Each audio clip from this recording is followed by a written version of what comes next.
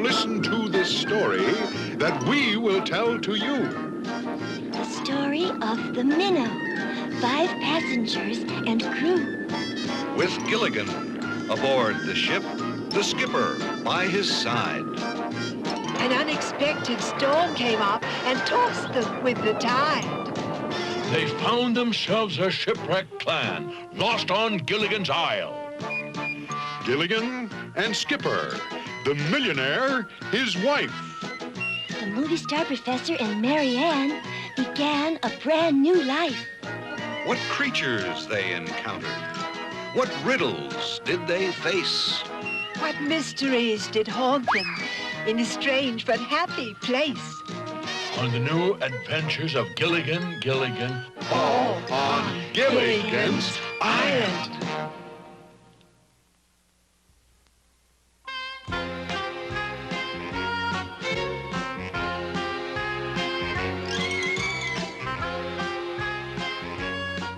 Sure is a relaxing day, huh, Snubby? Only one thing could make it any nicer. I wish I had a big banana split.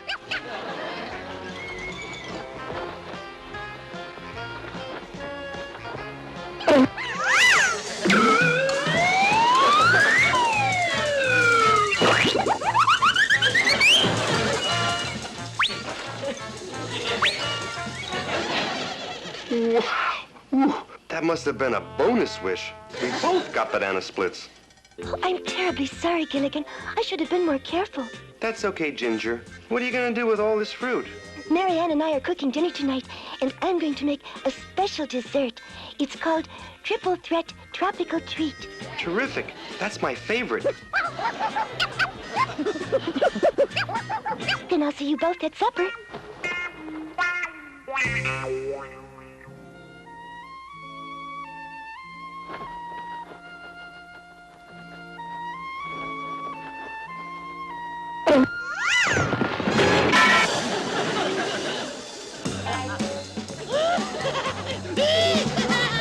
Oh, Gilligan, I'm sorry. Are you hurt? No, but I think I'm losing my taste for bananas. Say, where's Snubby? Snubby!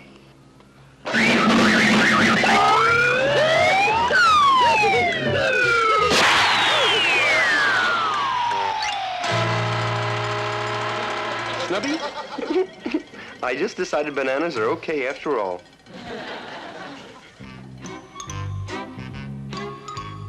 Oh, by George, I'm so hungry I could eat a palm tree. Me too. Girls, bring on the chow. Come on, Mary Ann.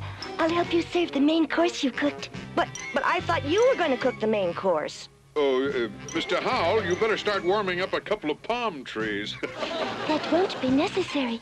I cooked a special dish you'll all love. So did I.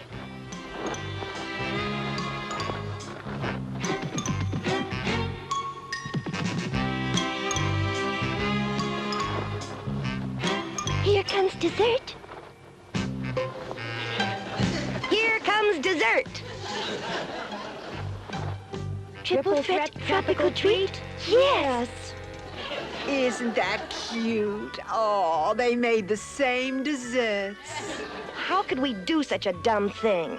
It's called not communicating, Mary Ann. We're all guilty of that from time to time. Well, how could I be guilty without a trial? You mean we should have talked it over and made plans before we started? That would have been a good idea, Ginger. Don't worry, girls. Snubby and I have solved the problem of too many desserts. How, Gilligan? We ate one. How thoughtful of you, Gilligan.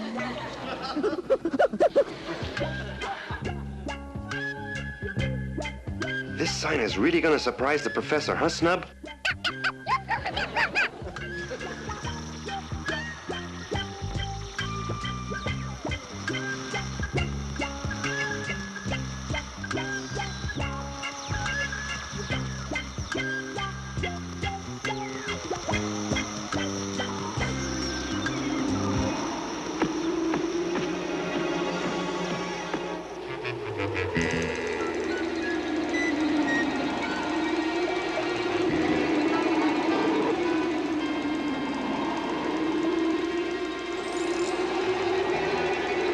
Gilligan, I need your help.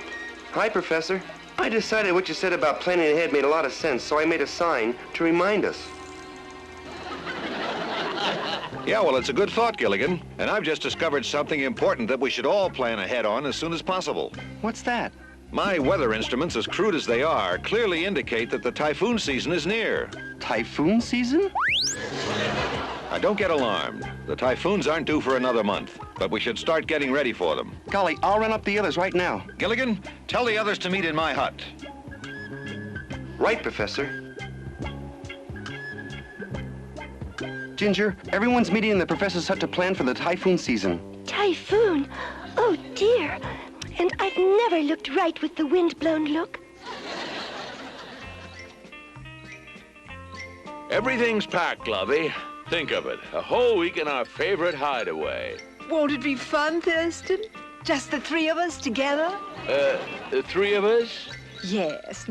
I invited Gilligan along. Gilligan? Oh, no, Lovey, how could you do that? I said, Gilligan, and he said, what? And I said, would you like to go with us on our... Never mind, never mind. Maybe we can get out of here before he arrives. Mr. and Mrs. Howell, wait! Mr. Howell, wait! Sorry, Gilligan. We're in a hurry. We'll have to leave you behind, that is. But we have to plan for typhoons.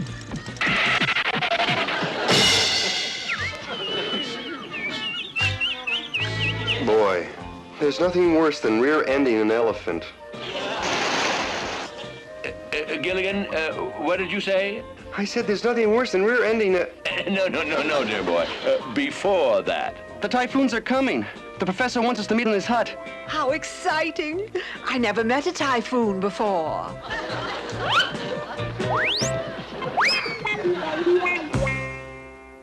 Between now and the typhoon season, we will have to find a shelter that will withstand the high winds. We can sit out the storm in our huts. Mr. Howell, none of these huts would survive a good sneeze, let alone a typhoon.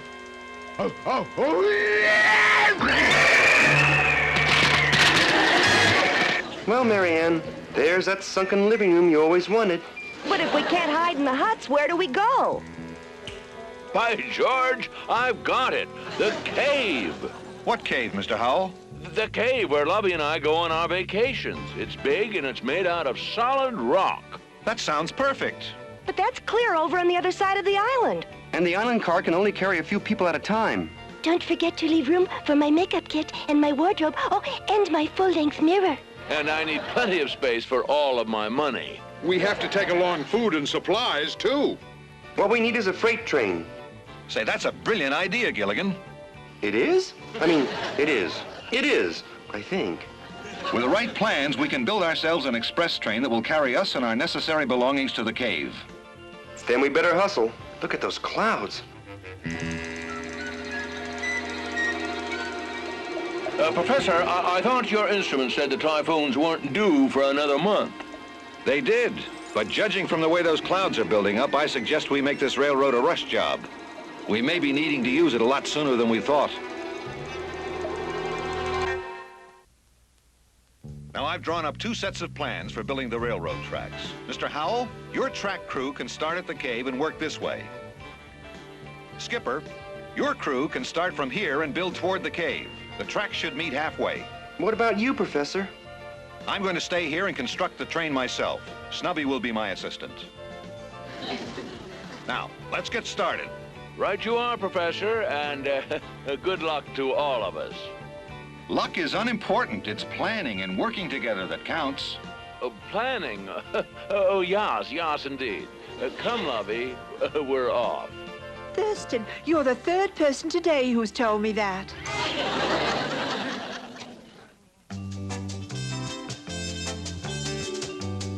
Wrench, Snubby. Pliers. Oil.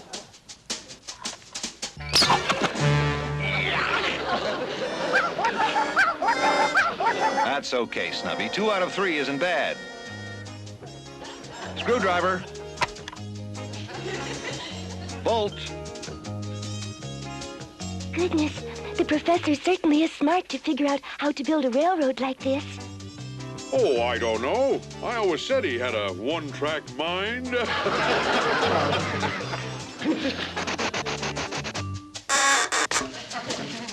Uh-oh. Looks like we just ran into our first problem. And our second and third problems, too. Say, I'll bet one of the local elephants can pull those rocks out of here in no time. No time is exactly what we've got, Gilligan. No time to fool with those rocks. But the plans say... Forget the plans. We're going to go around the rocks and nobody will ever know the difference. Yes, sir, nobody will ever know the difference.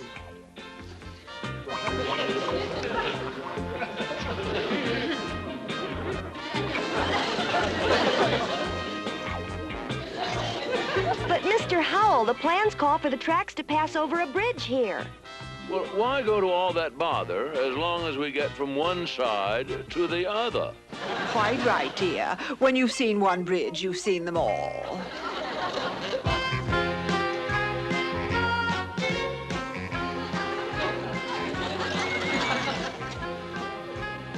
I don't know about this track, Skipper. It sure doesn't look anything like the plans. So we took a few shortcuts. As they say in Tinseltown, that's showbiz. Maybe it's showbiz, but I don't think that typhoon read the script. Tell you what, Gilligan, if it'll make you any happier, we'll let you call the shots for a while.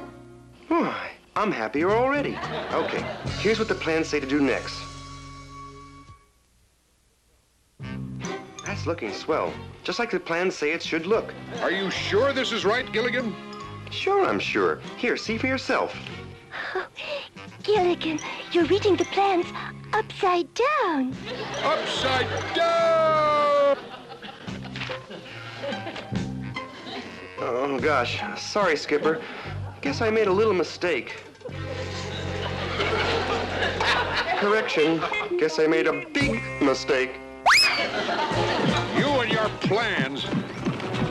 Ooh, I'm so angry, I don't even care if the wind musses my hair.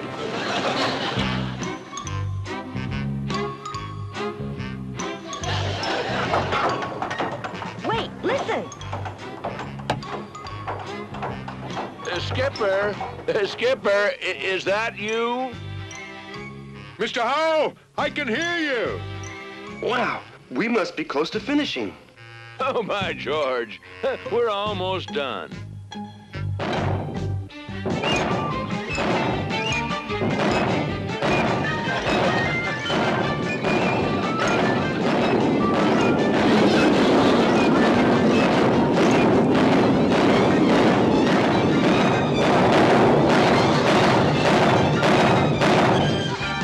We did it! Oh, by George, we did it! Yeah, we did it all right. Huh? Yipes! That does it, Snubby, and not a moment too soon. It'll be dark in a minute. The tracks are ready, Professor. Now what? We can't travel at night, so I suggest we all get some sleep. We'll move out at daybreak, just ahead of the typhoon. Professor, I don't see my vanity table on the train. That's because we're not taking it, Ginger. And where are my financial files? They're staying here too, Mr. Howell, along with Gilligan's comic book collection and a lot of other things that we have no room for. Aww. Thurston, dear, why don't you come to bed? Tomorrow's going to be a big day. Lovey, tomorrow's going to be a big mistake, unless I can figure out how to get all our valuables on that train.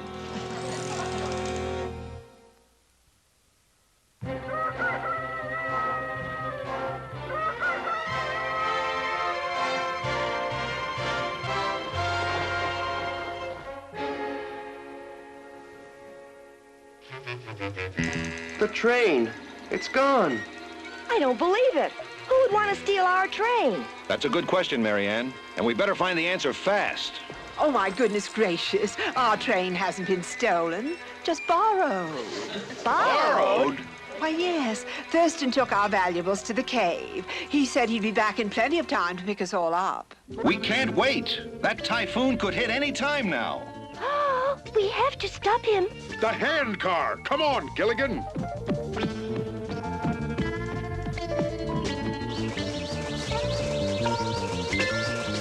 So plenty of time to unload my things at the cave, and then return to the compound for Lovey and the others. By George, I hope this doesn't dent my money.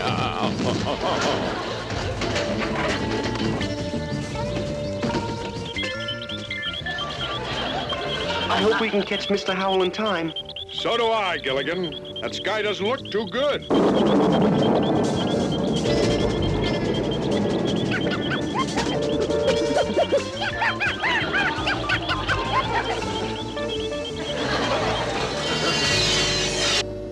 Now what do we do?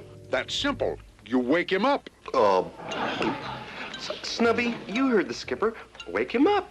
Look, I'd rather face an angry gorilla than an angry typhoon. As soon as I get this guy in a standing position, drive past him. Right, skipper.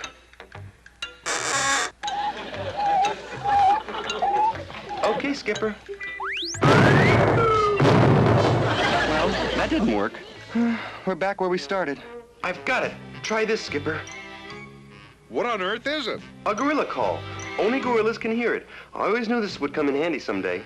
A gorilla call? Well, I guess anything's worth a try.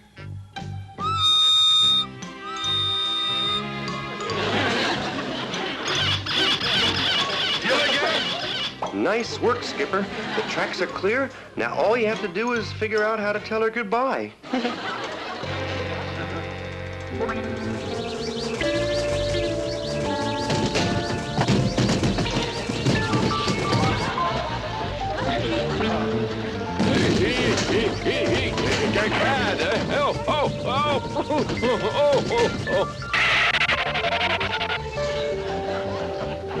I've got a good mind to write whoever built this railroad and tell them what a lousy job they did.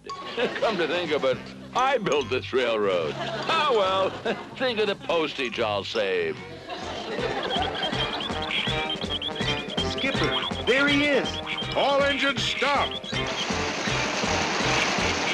Whoa, whoa, whoa, whoa, whoa, whoa, whoa, whoa, Hang on, Gilligan.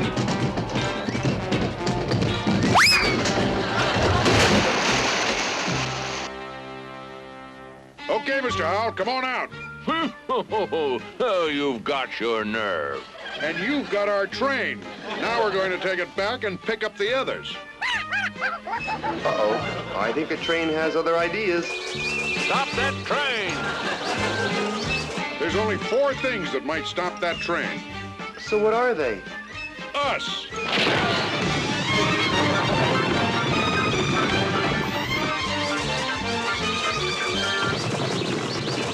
Keep running, fellas. We've almost got it.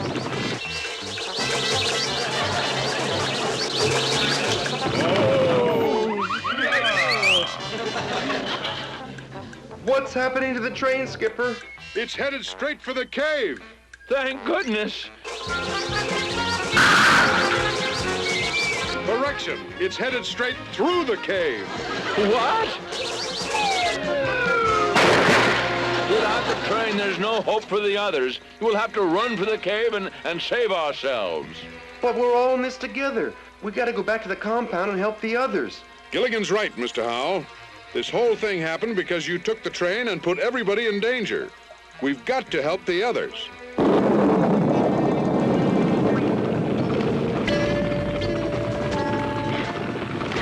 Come on, Mr. Howell.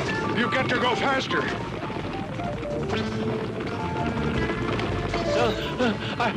I can't just leave my financial records behind. Forget them. Now I know what Mr. Howell means by operating with a large overhead. Hang on, everybody. Don't give up hope yet. We'll figure a way out of this. We're coming, Lovey. We're coming.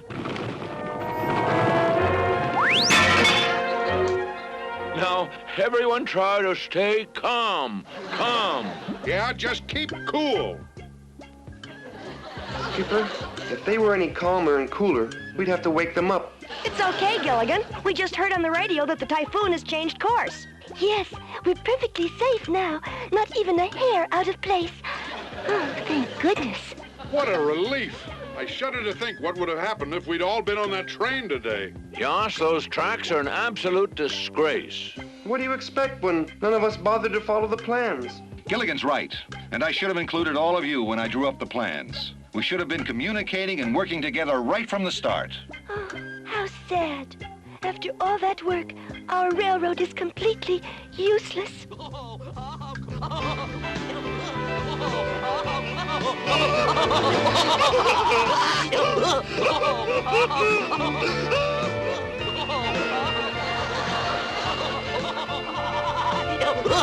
Well, looks like our railroad's good for something after all. Yeah, good for monkeying around.